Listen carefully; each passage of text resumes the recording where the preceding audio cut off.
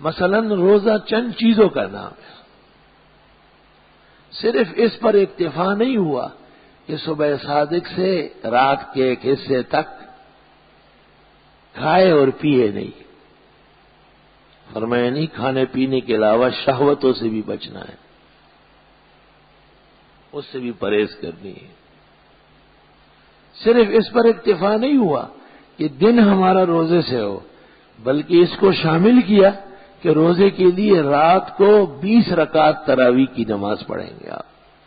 شیخ عبدالحق محدث دہلوی نے اپنی کتاب ما ثبت بالسنہ میں لکھا ہے کہ جس طرح روزہ اللہ نے فرض کیا ہے، تراویح کی نماز بھی اللہ نے سنت بنائی، اور حدیث میں اس کے لیے الفاظ ہیں، وَجَعَلَ قِيَامَ لَيْلِهِ تَطَوُّعًا، رات کی عبادت کو اللہ نے مقرر فرمایا ہے۔ ورنہ سوچنے کی بات ہے، سال کے کسی مہینے کے لیے یا سال کے کسی دن کے لیے کوئی ایک رکعت بڑھتی ہے؟